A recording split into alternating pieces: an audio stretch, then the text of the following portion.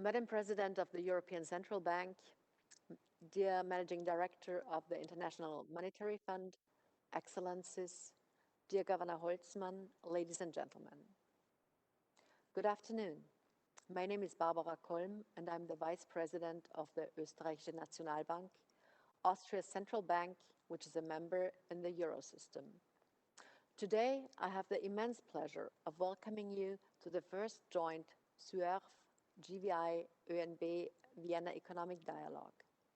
I would like to thank you all for joining us, and I would like to extend my particularly heartfelt welcome to our distinguished speakers and panelists from around the world who have so generously agreed to join us and contribute to this conference.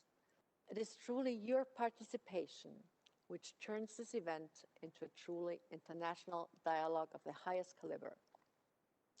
This year's conference on gender, money and finance deals with a topic that is both close to my heart and very timely. The European Commission's 2021 report on gender equality in the EU, which was published earlier this year, draws a clear conclusion. The consequences of the COVID-19 pandemic have proven to be a setback for many dimensions of gender equality in our private and professional lives. Unfortunately, and I have to say, predictably mimicking observed patterns during previous crises, gender-biased violence is on the rise in Europe and elsewhere. In addition, the economic fallout of the pandemic has disproportionately hit sectors with high female employment shares and simultaneously prevented many women from continuing to work during their increased childcare duties.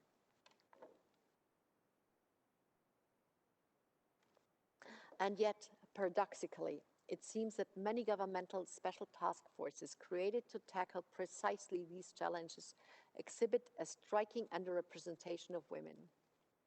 A survey of 115 national dedicated COVID-19 committees in 87 countries shows that only 3.5% of these task forces have gender parity, while more than 80% are led by men.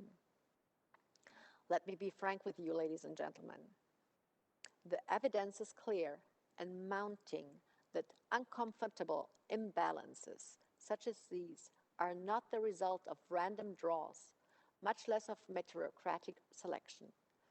Due to persistent stereotypes, path dependencies, and status quo bias, women still face an uphill battle when it comes to making their voices heard and their rights respected.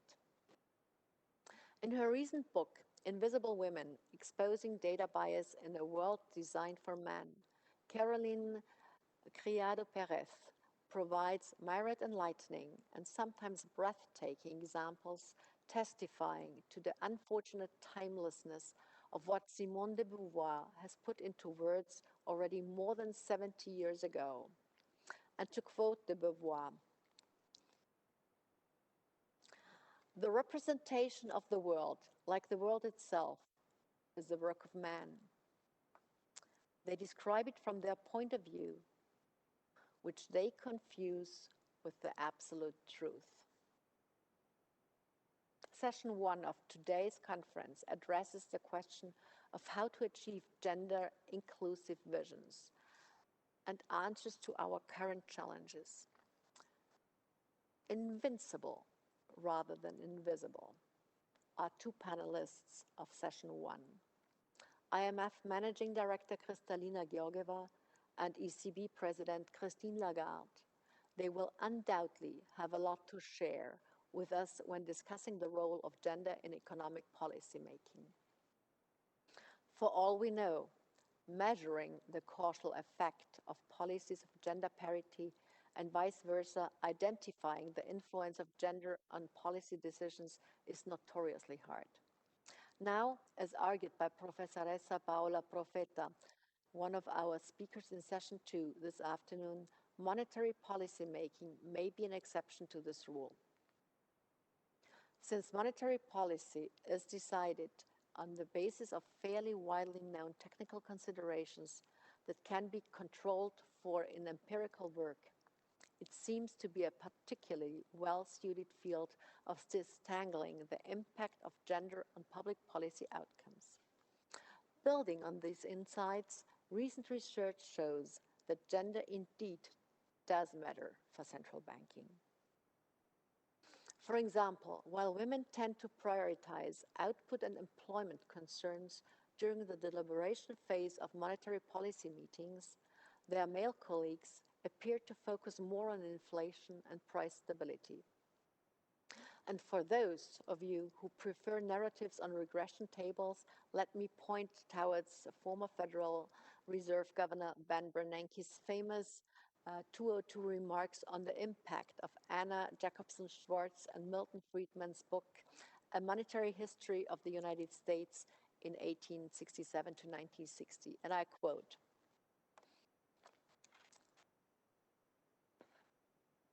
"Regarding the Great Depression, you are right, we did it.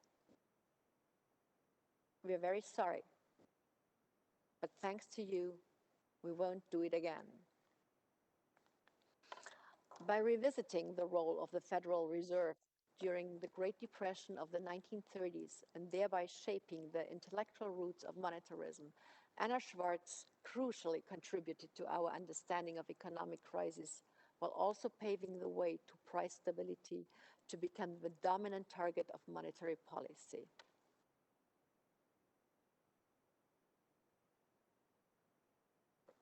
Hence, statistically and anecdotally, there should be little doubt that increased female participation can exercise a decisive effect on central bank policies.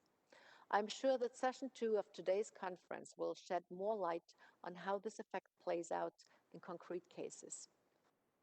At the same time, the quest for gender parity must go beyond the realm of public policy making. Just as the impact of hated gender diversity in turns it likes to influence the status quo of the private sector. Yet, jumping to conclusions might be a little bit more difficult in this regard. Recent discussions about the likely effects of increased female leadership in finance illustrate this point quite nicely.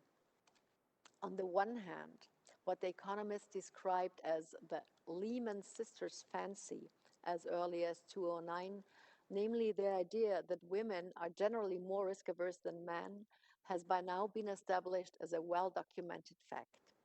On the other hand, a study by Professor Renee B. Adams, one of our panelists of tomorrow's session 3 on gender and risk-taking, provides an important nuance to these very interesting implications of general relationships between gender and risk aversion.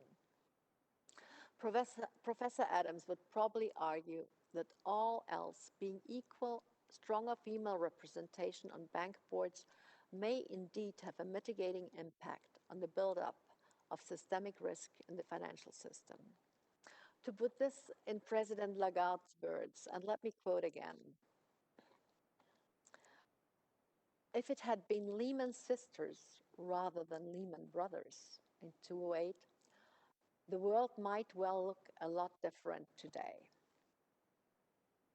However, the question remains, which things tend to be the equal? Professor Adams demonstrates how, due to the very specific selection into leadership roles, preferences of women CFOs or directors in finance may actually wildly differ from the preference otherwise expressed by representative samples of Western female populations. If that proposition holds true, would it be possible that Lehman sisters might have behaved just like their male-dominated real-life counterparts after all? I'm quite certain we all can't wait to hear the latest update on this discussion, which will be presented during session 3 tomorrow afternoon.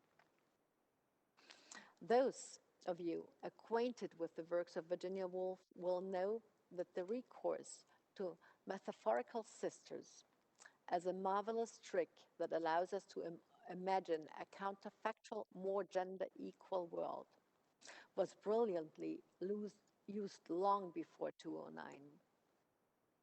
In her 1929 book, A Room of One's Own, Woolf invents the life and fate of William Shakespeare's fictitious sister to describe the unthinkable obstacles faced by young women attempting to express their genius at the time. Albeit as extraordinarily gifted as her brother, Miss Shakespeare, who, unlike Mr. Shakespeare, was barred from formal education, never manages to catch up with the lead her brother was so easily allowed to gain on her, not least because she was never given a real chance. While circumstances have certainly changed for the better since Shakespearean times, even today, the head start men oftentimes still profit from when compared to women remains an important source of inequality in many areas of our daily lives. To give you an example, the research of Professor Anna Maria Lusardi, one of the panelists of tomorrow's closing session, highlights that, in contrast to their male peers, women in the final stages of their careers are particularly prone to lack the financial literacy and skills to make appropriate financial plans for their retirement. Tomorrow's session 4 on gender, financial literacy, inflation, and COVID-19 will shine a light on why exactly some segments of the female population are financially less literate and how to best address the gaps in their financial knowledge. Ladies and gentlemen, let me round up my opening remarks. Let me come back to what Craido Perez so clearly states in the afterwork of her recent book. To end gender inequality and the multiple persistent gender gaps, we need to close the female representation gap. Only if women are adequately represented in decision-making bodies, in research, and in all other areas of public life, only then will their voices be sufficiently heard. One way to accelerate the attainment of this goal is to actively give women a say in the public sphere. With more than 95% female speakers in the first joint SUERF GVI OeNB Vienna Economic Dialogue makes an important step in the right direction. Thank you for your attention, and please do enjoy the conference.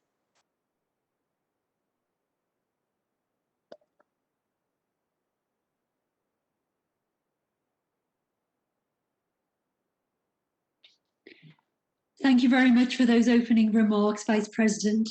Hello to you all watching this afternoon. My name is Claire Jones. I work for the Financial Times, where I'm a reporter, and I'm delighted to welcome you to the first session of today's conference on the topic of gender and economic policymaking. As I'm sure you're aware, today we've got two policymakers of the highest caliber.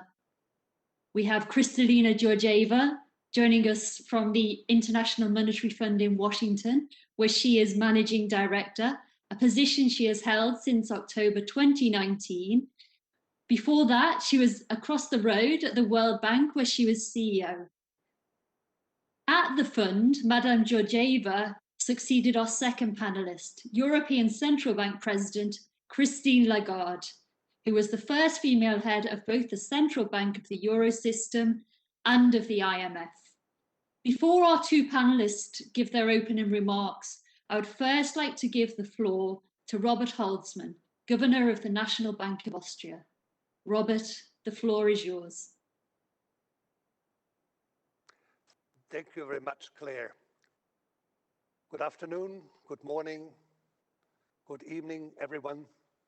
It is my great pleasure to welcome you here to the first session of this year's SWERF Joint Vienna Institute Austrian National Bank Conference on Gender, Money and Finance. I'm of course particularly thankful to the highly distinguished panels who have agreed to join me here for this first session. As we have heard, it's on gender and economic policymaking. And as the Chair Claire Jones, I could hardly imagine any more suitable, outstanding candidates and role models for this panel.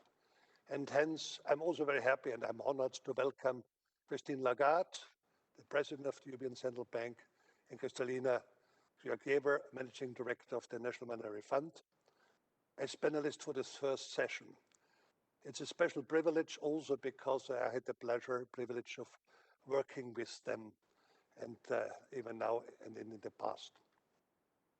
Before the chair will ask the two panelists to provide a short introductory statement to kick off for our discussion, let me briefly attempt, and believe me, it's briefer, to introduce the topic of this first session. Our session's title, Gender and Economic Policymaking, seems an appropriate starting point for this introduction. Yet, as the title may suggest, only a focus of the session on the effects of gender, what effect gender can have on economic policymaking. Well, I believe the impact of economic policymaking on gender diversity and parity constitutes a second, equally valid perspective on our topic today.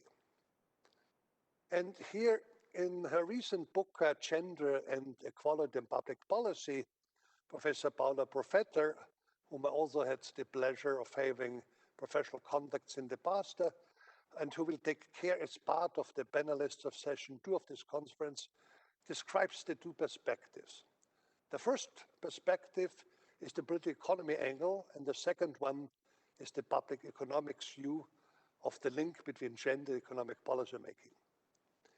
Starting with the political aspect of our session, let me give you one concrete example why gender matters for economic policymaking and why gender diversity boosts the quality of policy decisions. Clearly, I will focus on a special economic rationale, and of course there's a vast range of other moral, philosophical, political, and socioeconomic reasons why increasing gender diversity should constitute a priority in policymaking. In modern democracies, policy decisions are rarely made and taken by individuals alone. Decision-making bodies often comprise committees of experts, and politicians are there for good reason. Already back in the 18th century, Sir Marquis de Condorcet noted that the majority of the imperfectly informed group is more likely to make a correct choice than any individual member of that group alone. Under the assumption that all group members share the same common goal and of taking the correct decision, while not being able to influence and communicate with each other before the voting, the probability of choosing the right option by majority decision converges to 1 as group size increases. Well, how does this insight relate now to the gender diversity, you may ask? Well, the superiority of committee decisions hinges on the degree of diversity in terms of information gathering and information processing heuristics of the group. Several decision makers with different signals or different perceptions of information at hand may put relevant facts as decisions on the table that an individual decision maker plausibly could. Well, as a myriad of scientific experiments has shown, different genders exhibit statistically different decision-making characteristics. The one is some of the best-known examples with this regard is the degree of altruism what we have, or of difference in risk aversion what we have, and also as those who know things well, negotiation strategies between men and women differ substantially. Hence, without gender parity, we may not only leave a large part of the global talent pool untapped, but we also risk forgoing significant improvements and the quality of economic decision-making. Of course, some may argue that the assumptions underlying the theorem may not hold in real life. The quality of decision can be hard to measure objectively, or the impact of gender on economic policy making is difficult to separate from personal and other characteristics. Well, the context matters here, as may selection effects. Yet why these challenges may be difficult to predict in a precise manner, increasing gender parity in economic policy outcomes, it is important to emphasize that they share one thing in common. None of them constitutes an argument for advocating against more gender diversity. When you think about it, we constantly take policy decisions based on strong theoretical reasoning rather than on precise causal estimates of the policy at hand. I have to admit, monetary policy is not an exception to that. I think the time has come to apply the same standards when it comes to pushing more gender parity. This brings me to the second part, the public economics view on the link between gender and economic policy making. The reasons why economic policy making needs to play an active role in enhancing gender parity is not certainly limited to the benefit of the doubt argument we used above. Research has shown that gender inequality and gender gaps around the world often depend on nurture, not on nature. Persistent stereotypes are known to lock inefficient equilibria due to intergenerational transmission of certain cultural values. Moreover, the status quo bias can prevent even very highly qualified women from ascending to the ranks, and this rings certainly true when we look at economic policy decision-making bodies around the world. Hence, if we value an increase in gender diversity, and as I've argued, there are good reasons to that, sitting it out will not be a sufficient strategy to tackle these dynamic inefficiencies. So, let me conclude. I hope that this panel will be able to shed light on both of these perspectives during these sessions by sharing simply the panelists' personal, professional, and institutional experiences. So, ladies, and I do hope also gentlemen, I wish us all a fascinating panel now, and the other 3 more panels today and tomorrow. So, Madam Chair, Madam Managing Director, Madam President, the floor is yours. Thank you very much, Governor, for those opening remarks, which I think did a very good job of summing up why a lack of gender diversity is not only morally abhorrent, but inefficient from an economic policy making standpoint. Thank you very much. President Lagarde, I'd now like to give you the floor. Thank you. Thank you very much, Claire. And to you, Robert, it's a real privilege to participate in this panel, and I wish there were many more advocates of diversity like you. And I thank you for the opening remarks that you just gave, really. I'm honored to be on this panel with my colleague, friend, and sister, Kristalina. I hope neither of us ends up like Virginia Woolf, despite all the admiration that we can have for the writer. So let's get right into the meat of the debate. What I would like to do is actually focus my comments and my remarks on the European scene, because that is where I'm involved at the moment. That's where I'm trying to make a difference. So where do we stand in terms of diversity, contribution of women to the economy, gender equality and inclusion? Not so well. Wherever you look in Europe, women are underrepresented. Whether you look at most economic sectors, whether you look at all decision-making and policy circles, whether you look at parliaments, for instance, women are underrepresented.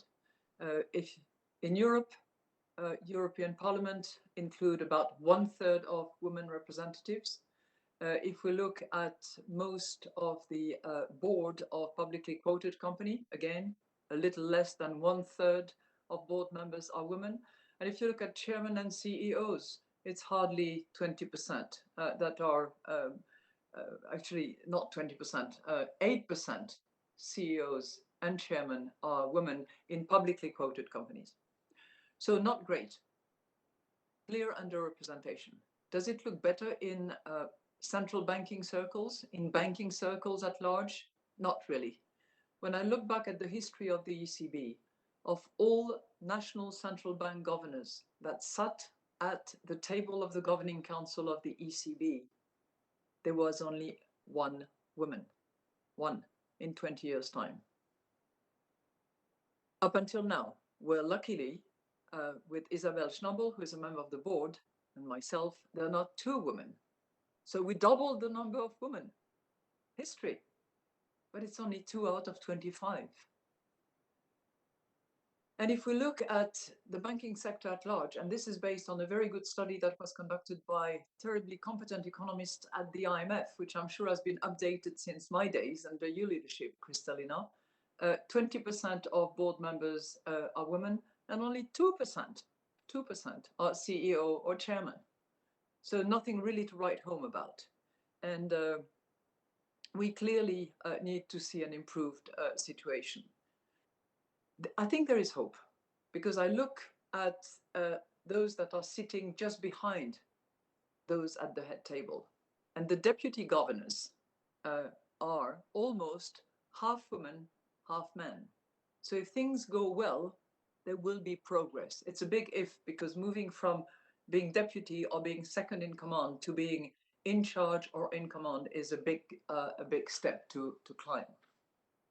Now, I'm not going to go into why diversity matter, why we make better decisions, why we enrich the conversation. I think Robert was eloquent and quoted all the right references, and I'm not going to go much into that. But in terms of the banking sector, again, borrowing from the data and the good research conducted under Ratna Sahe and her team at the time, there is not necessarily a causality, but certainly a correlation between the composition of the board and the number of women on board and bank stability, size of non-performing loans, ratios, if you will, capital buffers. So a more stable environment clearly correlated with a more diverse board in the banking sector. And that is true as well in the supervision sector as well. So we might ask ourselves, why is it that there are so few women when actually they are talented and they bring the stability that many of us aspire to? I think there are many factors to that. One of them is that there is some scarcity of talent to begin with, because there are fewer women studying economics, particularly in the areas that matter. When you look at macroeconomic, when you look at finance, graduates, postgrad, you find a much smaller proportion of women than men. So the pool is smaller. From that pool, we can extract the most talented contributors. There's no question about it, but the pool is smaller. The second one that I would observe as a factor, and which I have seen in my professional life over the last 40 years, is that there is a bias, and sometimes an unconscious bias against women, whether at recruitment level or at promotion level. And that is often demonstrated by those behavioral studies, or sometimes the coaching that simply identifies those unconscious bias. And I would say third, despite all the efforts that are made, because of the fact that it's just hard for women to reconcile the career development that they aspire to and deserve, and the family that eventually they want to set up and grow, and because everything collides at the same time in that period of their life when career development matters a lot and maternity can take place. So can things be done to change that? Yes. At the ECB, we are trying hard by having targets, by setting ourselves targets on a very disaggregated level and granular level, by setting ourselves different kind of objectives depending on the overall size, but also depending focused on new entries and openings, for which we have committed that 50% at all levels of the organization by 2026 will be women. We have also, we are relying on the whole gambit of things from no, I was going to say sponsorship, but I'll come to sponsorship in a minute, from role models, from godmothers and godfathers, from leadership training to diversity ambassadors and so on and so forth, what all organizations should actually do, because it does help. But we're trying to see beyond the ECB, and we have set up actually a scholarship that we fund ourselves.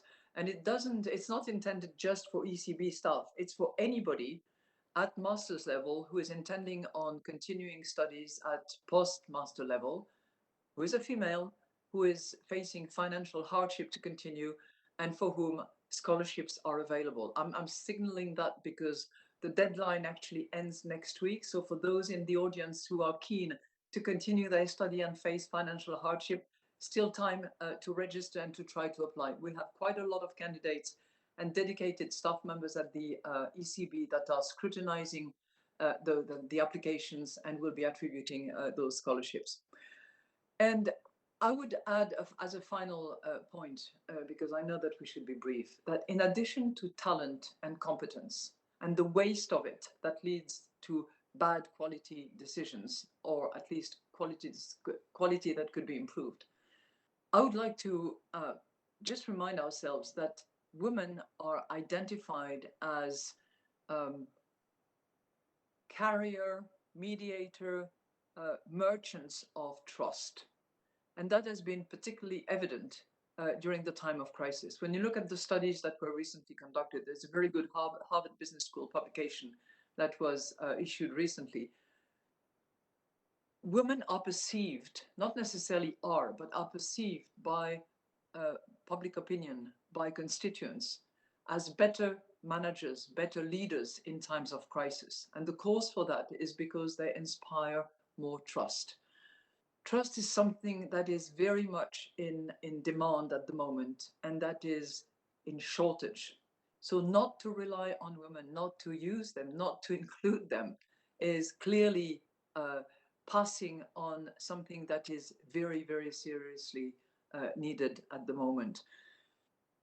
I don't want to go into how much the pandemic has actually hurt women more than it has hurt men. I think we have ambiguous numbers in terms of employment, depending on the period of time. Quarter by quarter, it has evolved, it has changed, and I don't think that we can generalize and say that they have been more hit in terms of unemployment. But in terms of hardship, I would contend that they were certainly hardest hit, because they started off from a less equal footing, and the pandemic has certainly aggravated and accelerated the inequalities that we have seen around. So I would like to finish here, Claire, and let Kristalina take the floor and take a much broader view than the European view that I have tried to focus on. Thank you. Thank you for that, Madam President, for just showing us that even though we've come very far clearly with the likes of you two on the panel, there's still a long way to go. It's interesting to hear some of the measures that the ECB has taken to address that, and it's particularly interesting, I think, the point you raised about there being a lot of females at the deputy governor level and whether that translates into leadership role, and also the point about family, which I think is something that's been felt acutely in a lot of homes during the pandemic. But let me turn now to Managing Director Georgieva. The floor is yours. Thank you. Thank you very much, Claire, and wonderful to be together with Christine Lagarde and to listen to Vice President Kolm and to Governor Holzmann. What you would hear from me would echo a lot of what they have already said, and I would try to expand it a bit in the context of where the world economy is today, what is ahead of us. There is no question that at the time of wrestling with the worst crisis we have experienced in peacetime since the Great Depression, We need all the talent of this planet, men and women. And also, there is such a strong evidence that when women are involved in decision making, communities fare better, countries fare better, the world fares better.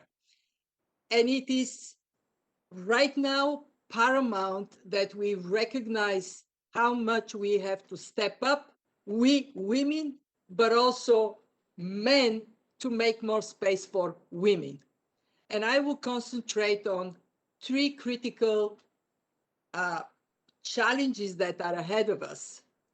The first one is this crisis, even when we come on the other side of it, will leave some deep scarring. It would leave scarring because of educational attainment. Many children have lost more than a year of studies in developing countries where internet penetration is not the same. In Africa, it is only 50%. It meant losing on school, leaving school, and we know that when school resumes, fewer girls would go back than boys. When we look forward, it is critical to press so education steps up, investment in human capital, in education, in health, in social protection are strong, and that they are provided to boys and girls, men and women on equal footing. Even more significant scarring from this crisis is the increase in inequalities within countries, across countries, a dangerous divergence that can severely impact the fabric, the very fabric of our societies.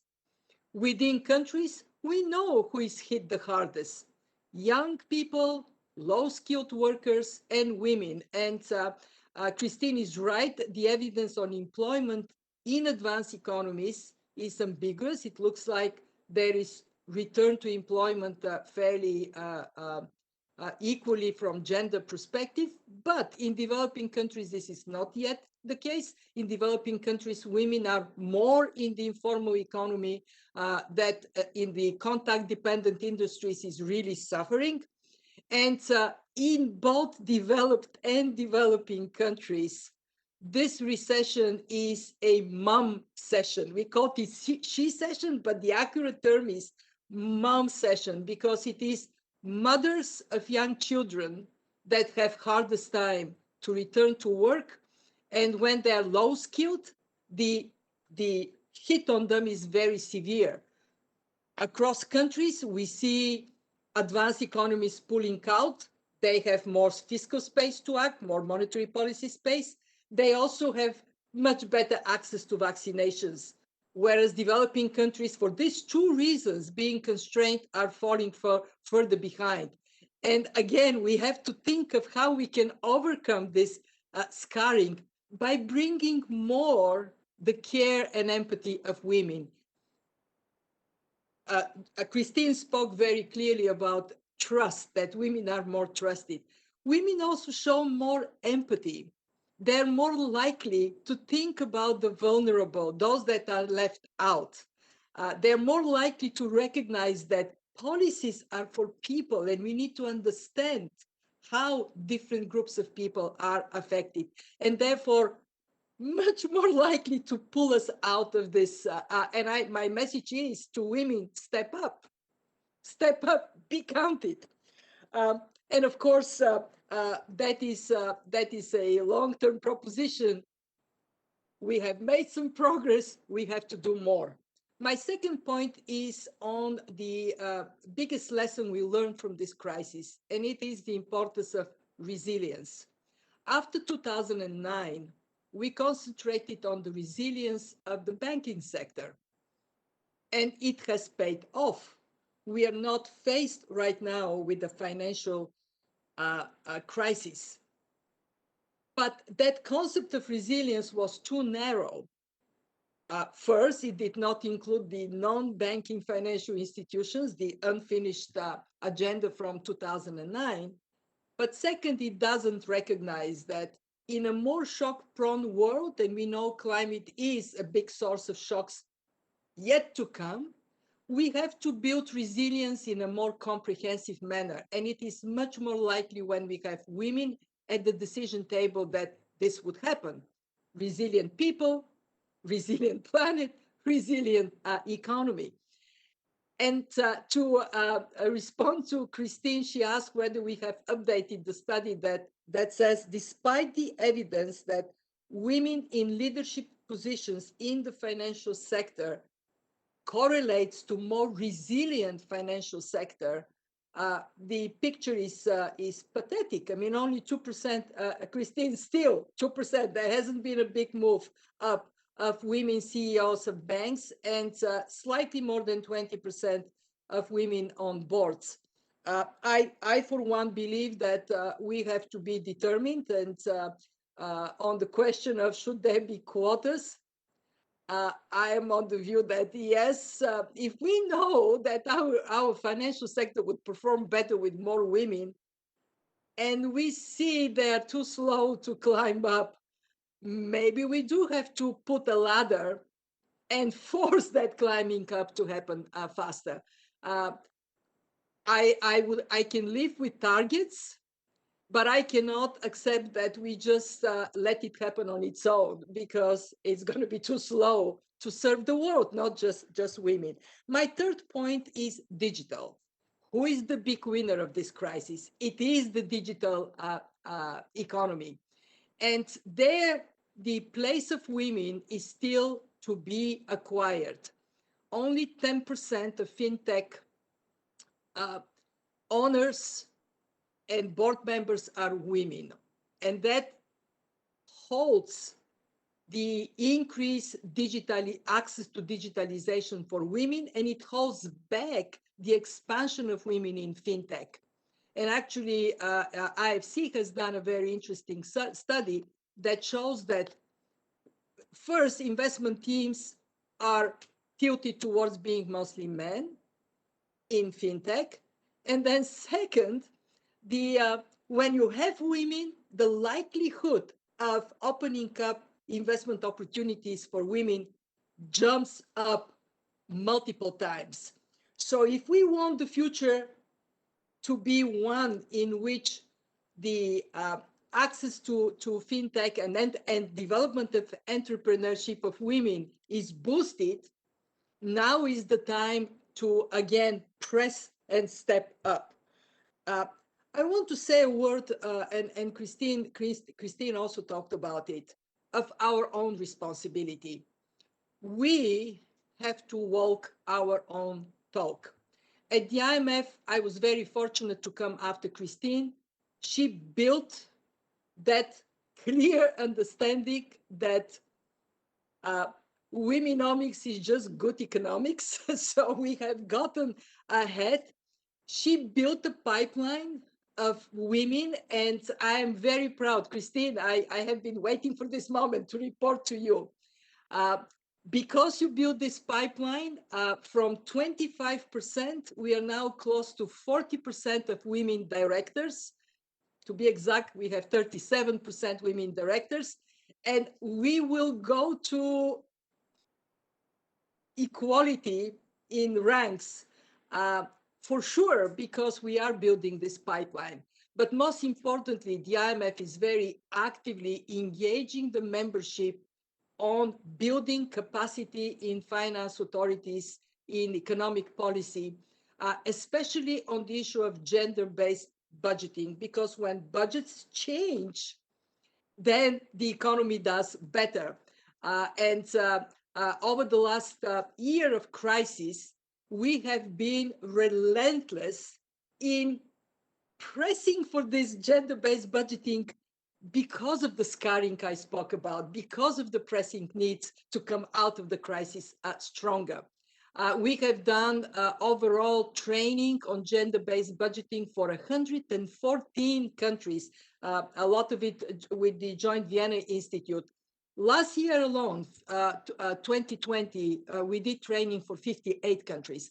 And I take full responsibility for us to be watchful. We appointed the first in the history of the IMF senior advisor on gender, because the moment is now. The moment is now, not only not to allow to go back on gender equality, but to step forward. And this discussion today, tomorrow, I do believe is the right way to engage in a very determined manner to step forward. Thank you, Claire. Thank you, everybody. Thank you very much for those remarks. It gave a really nice sense of the international dimension to this, and also, I think, linking it with climate change and the pandemic, about the need to really act fast. And I saw the Madam President as well nodding away furiously at parts of the conversation. So that was good to see. So thank you both. Really good start to the session. I'm now going to turn to the Q&A portion of the debate. I'd like to remind viewers that the floor is going to be open to you later, so please do submit your questions. Please keep them to the topic of the panel if possible too, via the chat panel, and then they'll be forwarded to me. But before you guys get a chance to ask your question, I'm going to ask 3 of my own. So I'd just like to touch on something which was mentioned by you, Managing Director, in your opening remarks. There's a nice quote, I think you put it as, Christine Lagarde broke the glass ceiling, iron came through, no cuts for me, which I think really underlines just how important it is to have predecessors paving the way for you. So it'd be good for you to both talk a little bit more now about how important have female role models been in your career. And if I could maybe ask the Managing Director to speak first, and then to you, Madam President. Thank you. Well, thank you. And it has been important in my life to look up to women and be excited by what they have achieved. And of course, Christine, I consider, as she said, a sister, a mentor, and an inspiration for me. The woman that impacted me the most is Chancellor Angela Merkel. And she impacted me the most for many reasons. One is, like me, she comes from communism, central planning, and she came with very clear vision as to what good policies actually mean, why what we had led to the system to go bankrupt, why democracy and inclusion matter, but most importantly, because of the way we met for the first time and the memory I hold for this meeting. I was environmental professional at the World Bank. I did well. I had a very good reputation in my field.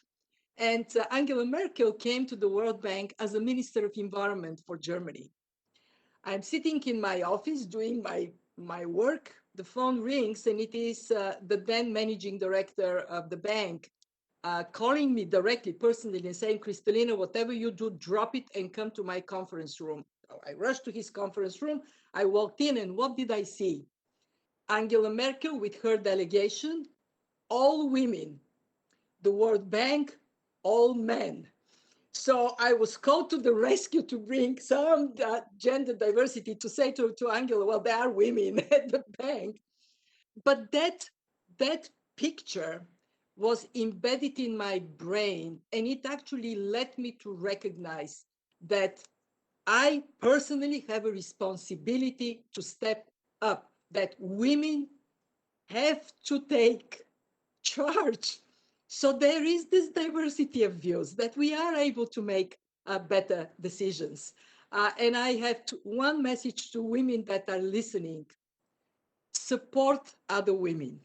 I cannot tell you how precious it is for me.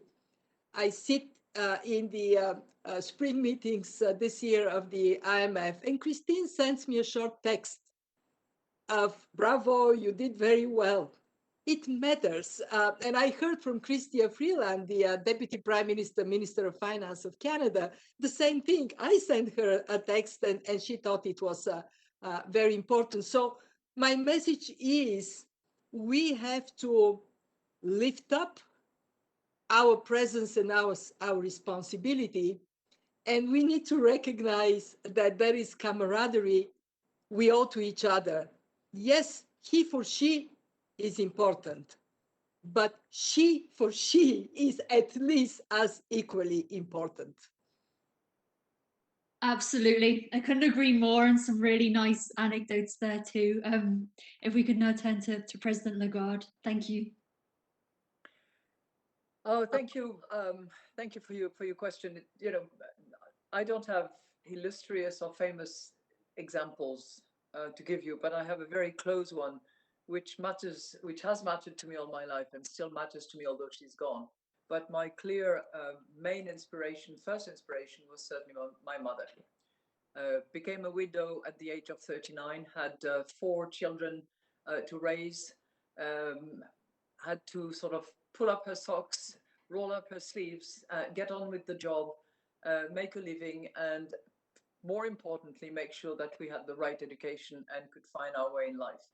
And the way in which she did that while always maintaining elegance and a high respect for our independence was, to me, a clear inspiration that a woman can do it, and she certainly not only survived but thrived in a man of world.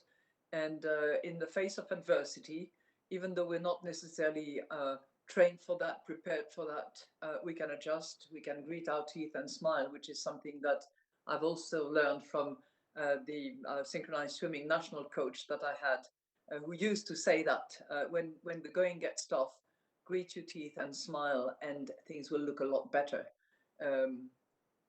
So that would be one. I would say that the second one, who was a real inspiration for me, was the first and probably only boss I ever had in my life, who was the only female partner at Baker McKenzie when I joined the international law firm. And she was an incredibly tough, fair, caring, and elegant woman.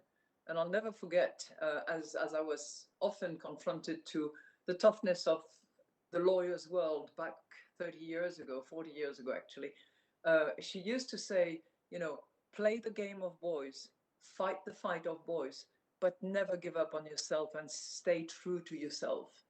And I think that there was a lot of value in what she said at the time. We don't have to look like them. We have different approaches, different attributes, different skills, and we can be in that game and we can win that game. There's no question in my mind. But we don't have to be the same. We have to be different, and we have to insist on that difference. Now, in addition to inspiration from the past, I'd like to also agree with Kristalina, and as Madeleine Albright said, special place in hell for women who do not help women. I think she was spot on. He for she for sure.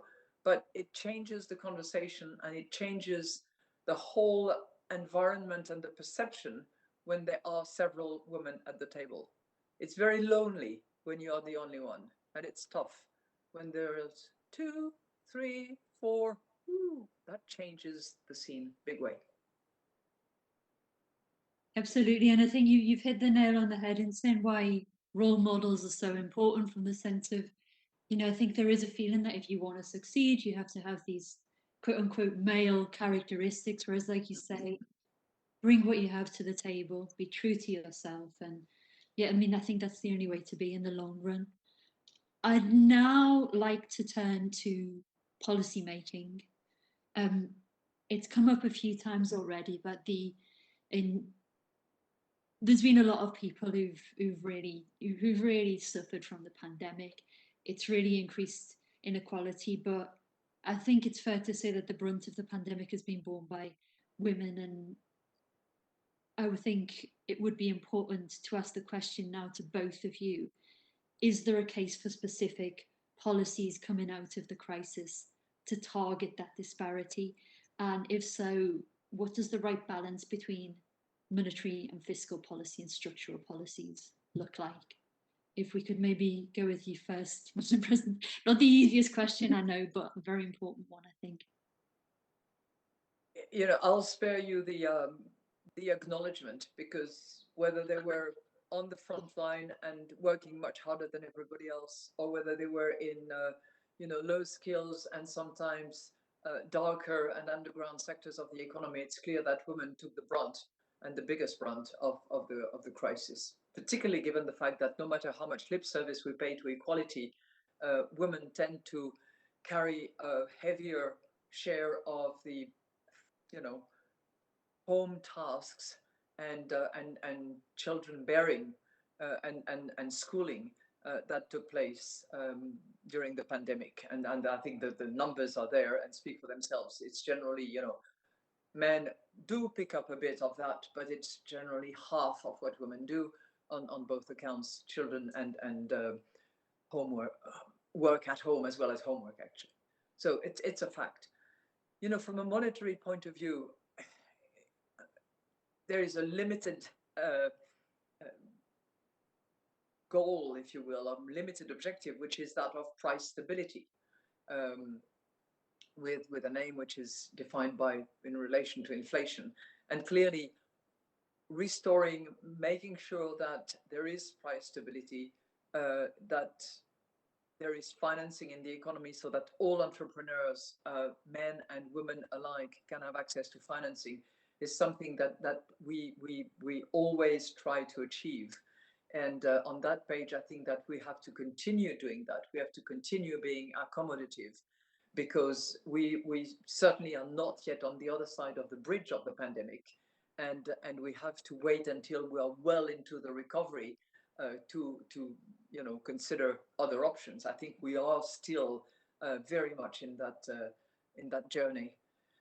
But a lot of the burden actually falls on policymakers in the you know, both using fiscal tools and using reforms and structural transformations of society. I think Kristalina has a lot more to say and documented on much more evidence than I do on that front. But if we can carry on working together, monetary and fiscal, continuing being accommodative to the other side of the bridge of the pandemic until we are well into the recovery and the economies can walk on their own without crutches, certainly the structural reforms are going to be the one that matters most, in order to make sure that women not only are carried back to where they were pre-pandemic, which is always the, you know, it's always the goals that we all consider as to be achieved first. Let's go back to pre-COVID situation.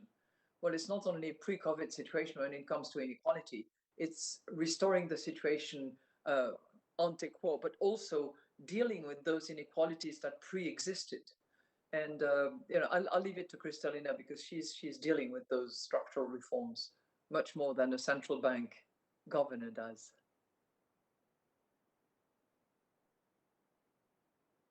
Kristalina, and the floor to you.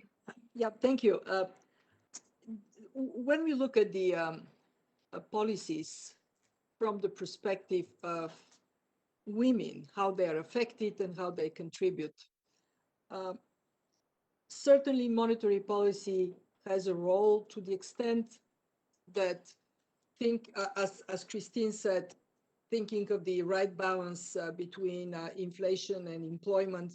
These are questions that monetary policy is wrestling with, and they're having more women. We heard that from Vice President Kolm. Having more women is likely to bring more outcome. But let me concentrate on fiscal policies. And I would put the problems we need to address in three parts. One, labor market participation of women and their ability to contribute to the economy. Two, the homework women do and what can be done to even the playing field between men and women. And three, policies related to gender-based violence. In the first segment, labor market participation, we need to look at the two sides of fiscal policy. One, taxation, make sure that the tax regime does not discourage women from participating in the labor force. And we know that there is a difference whether you tax the family income or you tax individual income in terms of what is the impact on female participation in the labor force. We know that women have been going up in labor force participation. Right now, we are at about 68%, but this is still much lower than participation of men, around 79%. So we have to be clear that tax policy should not be discouraging women from stepping up. Even more important is what we do on the spending side, and this is where gender-based budgeting is so critical. In advanced economies, it is mostly about making sure that there is affordable daycare, that schooling is organized in a way that doesn't affect detrimentally women, that there is a sufficient attention paid to how public spending supports training, retraining with attention to women. In developing countries, much more important issues are access to safe water, how the roads are being built, how much security there is in transportation for women. I remember vividly being in India and riding a women-only car in the commuter rail and talking to women in this car. And they were saying, thank God we now have this safety, because if we are in mixed women and men, there is so much aggression and violence towards women that women just simply don't go to study, they don't go to work. So there are issues that are so very important in how we structure spending, so we actually are good for women. And then comes from the perspective of where we are headed with after this pandemic, as Christine said, we are going forward. We are not going to go back. How we use what we have learned from flexibility in using digital, internet technologies, what we do right now, to create more capacity for women to structure their work days as they fit their personal circumstances. And we need to very aggressively step up policies that allow for more inclusion of women.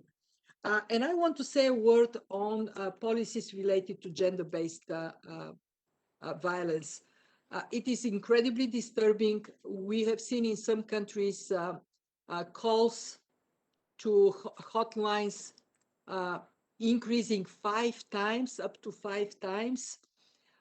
And I think it is still the undervalued assessment of what is happening. And I'm sorry, I forgot a very important piece, and it is policies for parenting, making sure that leave is provided to parents in an equal manner, so we can have women and men pursuing their careers and looking after their families. Christine said it, multiple increases in hours women now spend at work, almost twice as much as men, to look after children, to look after the families. And that can be only corrected if we have the right policies that bring us closer to equality, and that we write these policies in our budgets and then they stick. So, I mean, we've just been through, clearly we're still, as I say, we're still going through a massive crisis in the form of the pandemic. I mean, if you had to pick one kind of what's been the one big eye-opener in all of this as regards gender and economic policy making? What's really shocked you to the core as regards what's happened in the past year or so? Are you asking me or both of us? You first, and then answer Okay, the yeah. president. Sorry. What shocked me the most was how easy it is to go back. How the pandemic, especially in the early months, disproportionately affected women. They are in the healthcare sector in much bigger numbers, 70, 80%. They are in contact-dependent industries like hospitality, tourism, and they really got the hit very hard. And then on top of it, violence against women. I have, before the pandemic, I was convinced that the tide has turned, that acceleration towards gender equality is for real, and that my generation is going to be the last one when women have to work much harder than men just to be equal. And the pandemic threw some doubt whether indeed the tide has turned, and only reinforced my determination, and I see the same with Christine, to not allow a reversal, to press forward and use the pandemic as an opportunity. On the economic case, gender equality is good for everybody to move ahead, to move forward. Madam President, thank you very much. So I think you're on mute. Sorry. I completely share the concern expressed by Kristalina, particularly in respect of violence against women and domestic violences in particular, most of which I think goes untold and continues to be hidden. The other thing that I had not anticipated, and that's probably because I don't have the background, but which goes across genders, is actually how much our mental health has been,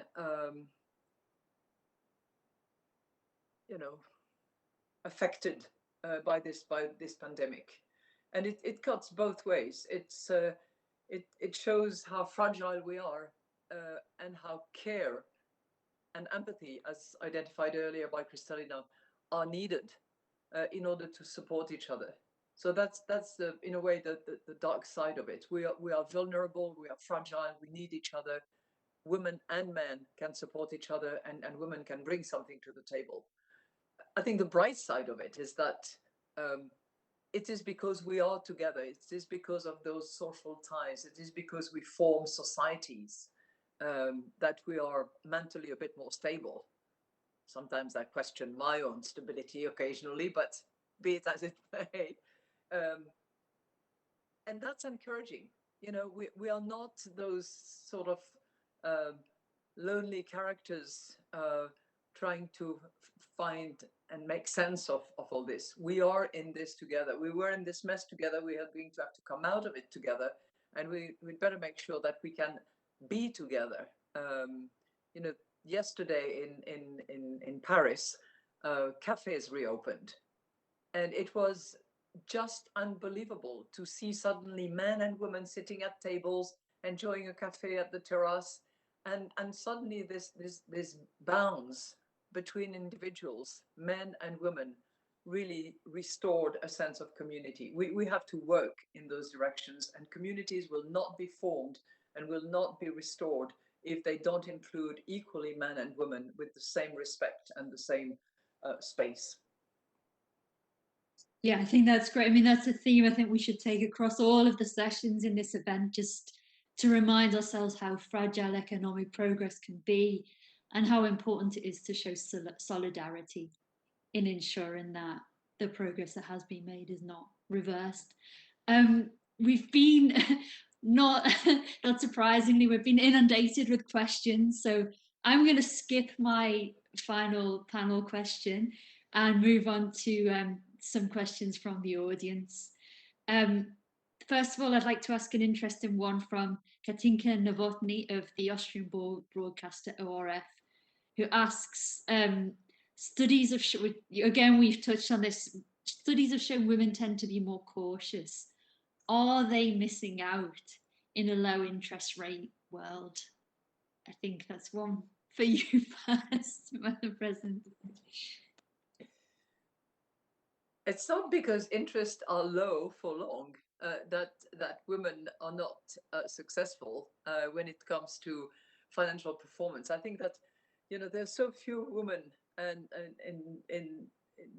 in those activities, in trading, in investing, that it's probably difficult to actually draw from empirical research some definite findings. But the little research that has been done, I know that there was some that was conducted by BlackRock, if I recall. There was also a study that was done by Wharton, and another one, I can't remember who it was by. But anyway, all those studies led to the same conclusion, that women actually outperformed men. Now, generally, it was associated with two things.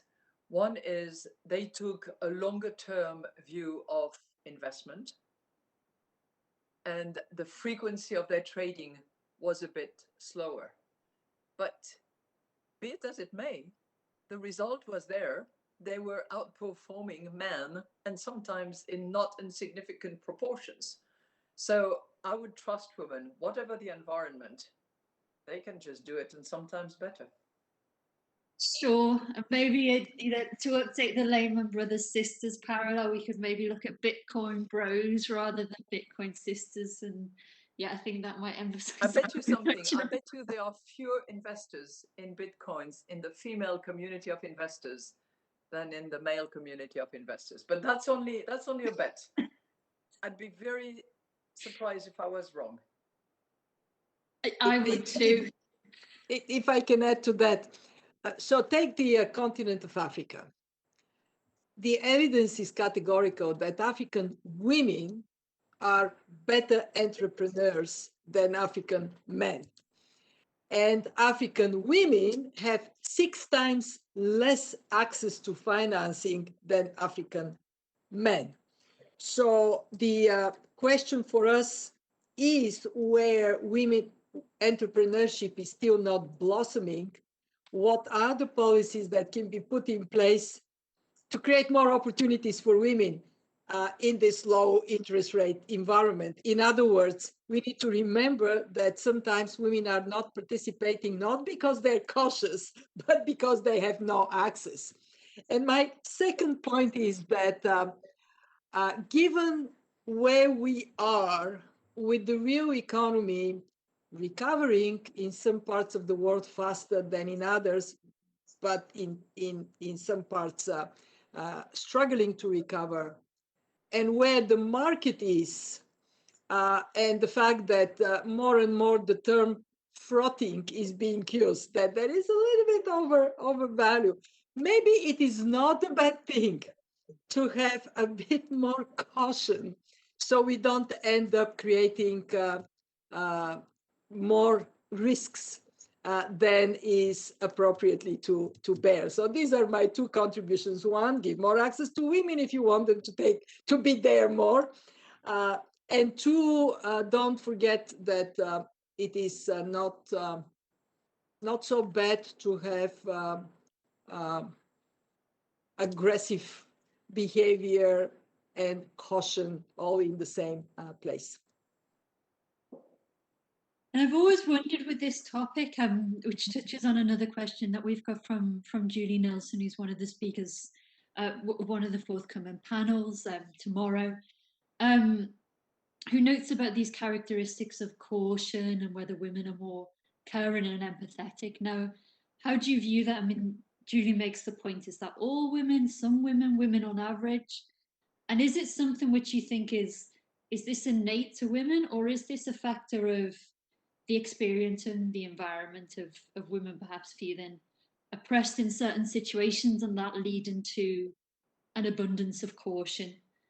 How would you view that?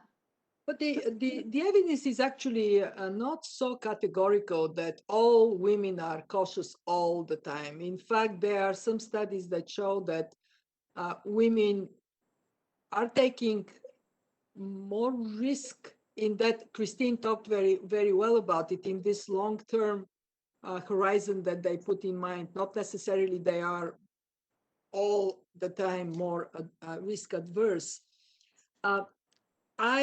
I do believe that there are different perspectives we bring, men and women. And I also very much agree that not all women are all the same, but most women tend to be more consensus-oriented, more willing to listen to different points of view before coming to closure, more inclusive. And that is documented in many studies. Also, there are some studies that show that women tend to be less corruptible, but also some evidence shows that when women are corrupt, they're very corrupt. So it's a very, I do believe we should be careful not to generalize too much, but to recognize that there are different perspectives, and that is what makes the decision-making better as a result. So it's more about variety. We've got another question which I'd like to pose to Madame Lagarde. This is from Rachel King, who makes the point that there are indications that women lack confidence in applying for senior roles and also making decisions around family and career balance. Again, issues we've touched on, but Rachel's question is, how should central banks approach that psychological element of improving diversity, and how can they support staff in that respect? And is positive discrimination an option here? Thank you. I think that Rachel, if that's the name you mentioned, is totally correct. There is a great book that was published a few years back and maybe updated recently by Kathy Kay and Claire Chapman, which is called The Confidence Code. Really worth a reading. And they actually produced a version for young girls, which I highly recommend. And they show with a lot of research that yes, there is that element of confidence that we are lacking, and I include myself in that. We tend to over prepare. We tend to read more briefs than our colleagues. We tend to get up earlier in the morning when we have to give a speech in the afternoon, and it goes on and on. Go down the list, check with all women in power in any sectors of the world, corporate or public, it's the same. Okay, so I think that they really demonstrated that point ad nauseum, I would say, because I'm sorry that this is the case, but it is the case. So how do we deal with that, particularly with younger women who are coming up and who should be able to climb the ladder, as Kristalina was saying? I think that we have to recognize that confidence factor is sometimes lacking, and we have to give a push, whether that push is in the form of, getting the person whom you think is actually right, but who's convinced that she's not up to it, she has too much to do at home, she will never be able to spend the time. Going to that person and explaining that, number one, yes, she can do it. Number two, she will get help along the way. Number three, compromising on both fronts will be okay, and the level of expectations might be a little lowered on occasion so that it's compatible with what she has to do or what she feels she has to do at home. So I think an active approach is necessary. In the same way, promoting people is something that management in all sectors should scrutinize very carefully, because usually in large organizations it goes up by departments, by sectors, and if you start putting your nose into it, you soon find out that promotions are facilitated for men and they're much harder for women. Again, unconscious bias, hurdle along the ways. difficulties that just need to be addressed, taken into account, and promotion yet decided. So I don't know whether you call that, positive discrimination or whatever, but actively seeking those whom you think can do it, inspiring them the confidence that they deserve, that they should have, that we are lacking, and then facilitating it all along so that actually that those talents that are there can be accomplished. Sure. And and by the way, there's one thing that I keep repeating. I've been in these jobs for 40 years plus now, and honestly, I'm yet to see a woman who comes to me, particularly in the private sector where I spent 20 years, who comes to me and says, I'm worth a bigger rise. I'm entitled to a bigger bonus because I'm worth it. I've seen so many men come and say, oh yes, of course I should have that bonus. Come on. So I think that's a very, very good point. That I think they say that men tend to apply for jobs where they only meet a certain number of the criteria, whereas women think they have to meet pretty much all of them before they'll even consider applying. And I guess the same comes when it comes to pay as well. That's a great insight. I would like to draw on the managing director's experience a little bit in academia. We've got a very interesting question here from Fatiha Tahiti, who asks, the debate so far is really focused on financial leadership and policy making, but what about the role of women in teaching finance, in publishing articles and books, and in making more research available on this topic? This is an excellent question, and one that recently Janet Yellen, the Treasury Secretary of the US, and myself discussed in a session called The Age of Womenomics. So where we are today, unfortunately still, as Christine said early, women in economics, especially in the more quantitative side of economics, are fewer and far between. And the presence of women in teaching in economics is still not where it has to be. And there is clearly unconscious and maybe sometimes conscious bias. Research done shows that women in economics have harder time to progress. Two, when women present their findings, they are more likely to be tear to pieces than men. And three, that when it comes down to expanding women, in other words, promoting economics to women, it is not yet as effective as it is in STEM. And that surprised me. I thought that economics, being a social science, would be easier to penetrate than, say, physics or the kind of the really hardcore natural sciences. It is not the case.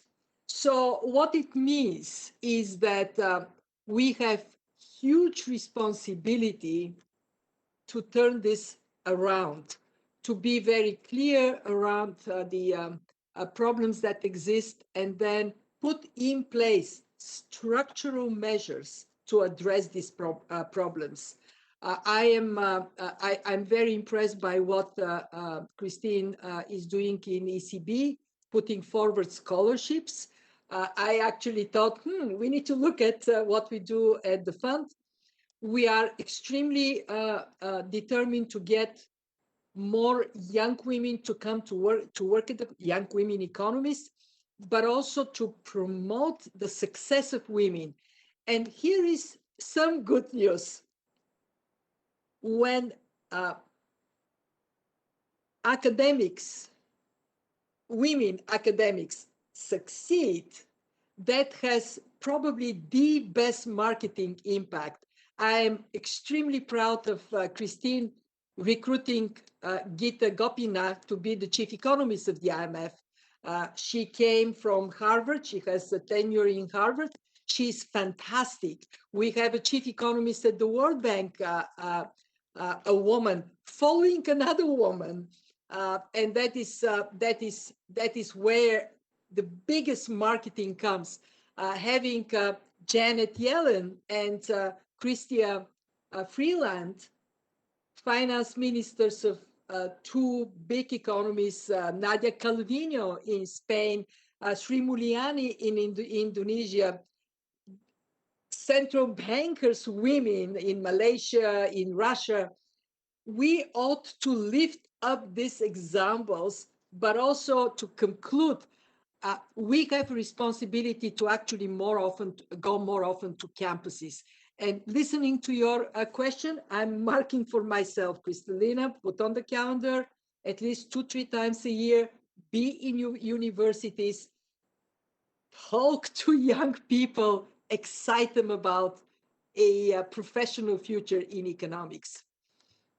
I think that would be super, super helpful. I mean, it touches on another question that Ludovica Skelko raises here about, when does this issue start? I mean, clearly it's an issue for some of the reasons you've listed in academia, but should the educational institutions themselves be doing more to encourage women to engage in a career, more women to apply for undergraduate programs, for master's programs, and so on and so forth? Do you think that helps, or is it more the kind of the culture that exists once women start to study? It's the issue here.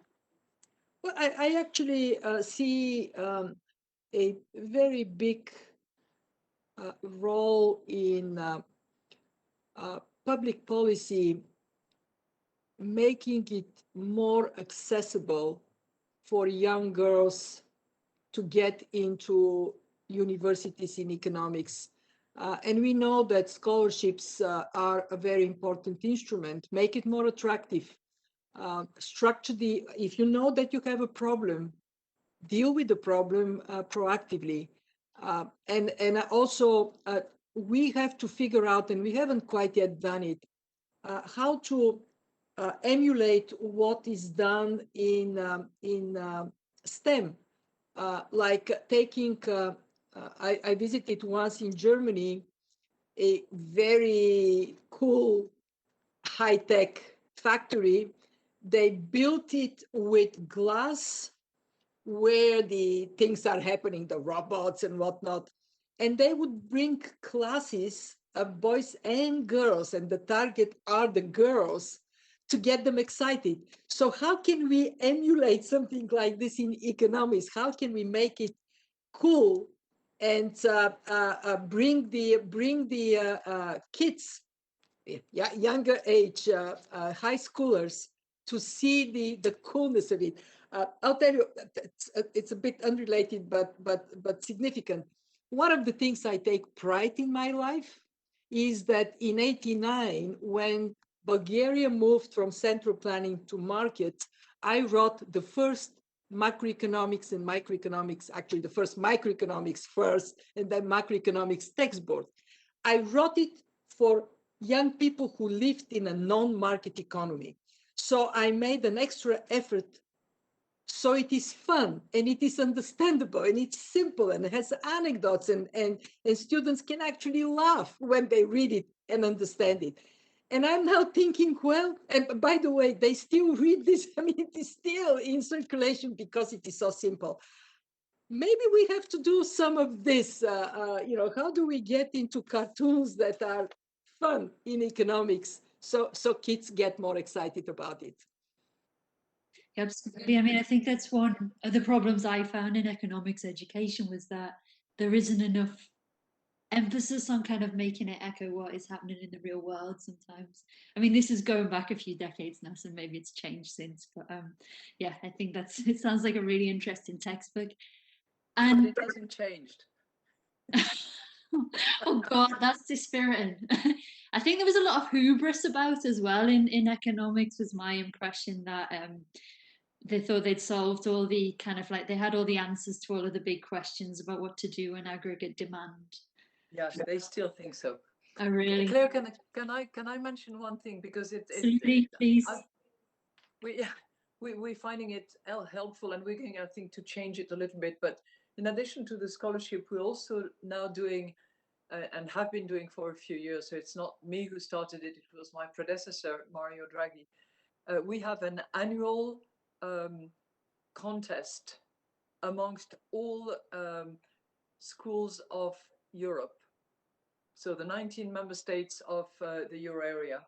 It's organized at the national level, and students have to form groups, and they compete to get the award of the best project in economics. But it's not, they pick and choose the topic, they pick and choose the way in which they present. It can be cartoons, it can be game, it can be anything that is their media and the way they communicate, but it has to be on economics. And it's amazing the quality, the depth, the variety and the diversity that we are receiving. Those kids, they are 14, 15. They can't be less than that, but they can't be more either. And they're so excited to participate and to be elevated from their school level to their province to the national level. They get to meet with the national central bank governor. I'm sure that Robert Holzmann actually had some of them visiting.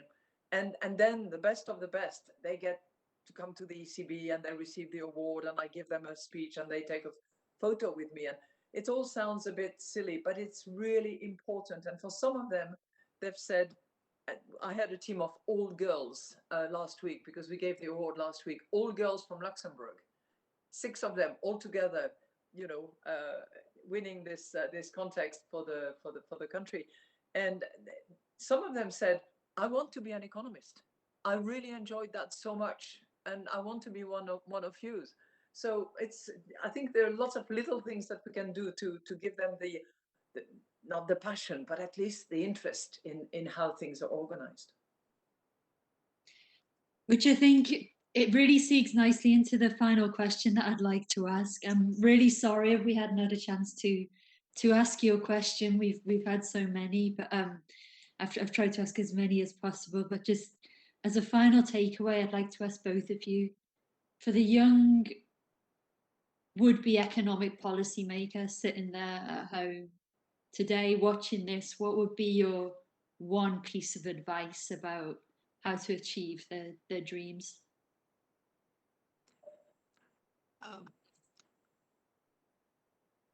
Me?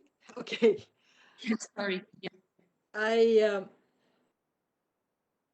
To young women, believe in yourself and do not hesitate to step forward.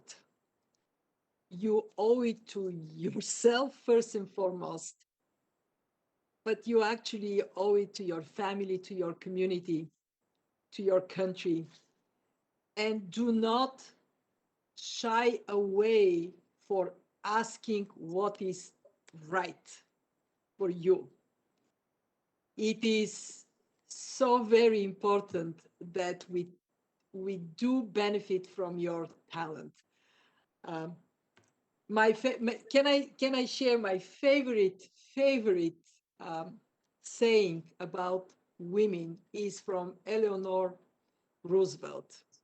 She says, women are, yes, the tea. Women like tea bags. You don't know how strong they are until you put them in hot water. So my message to the young women, jump into this hot water. You're strong. That's a message to Germans when they try to make me a cup of tea as well. Just don't forget how strong it ought to be when the water's hot. But that's brilliant. Really, really nice note to end your remarks on. Madame Lagarde? All of that Kristalina said, I completely echo. I would simply add, never give up, because no matter how strong you feel, no matter how confident you are, there will be obstacles along the way, of course, but don't give up, and reach out to other people, because as groups, with other women, with other men, you will be stronger. But don't give up. Thanks very much. And just sorry, just one more final thing, and one policy making response that you'd like to people to take away from this, of if there's one thing that we really need to focus on coming out of the pandemic, policy wise, what would that be? And if I would say just one thing, I would say put people first. And Madame Georgieva? I subscribe 100% to it. I would add, disaggregate your data. You need to understand how policies affect different groups of people, how they affect women, and then base your response on what you learn. Thank you very much. So I'd like to close now by thanking our audience for joining us, thanking the National Bank of Austria and SURF and the GVE for putting on today's event. And most of all, thank you to the two panelists for a very especially engaging conversation. It's been a real pleasure and a real honor to moderate it. So thank you very much to both of you. And please stay tuned to the next panel, which begins in 15 minutes. But that's it for now. Goodbye for now, everyone. Bye.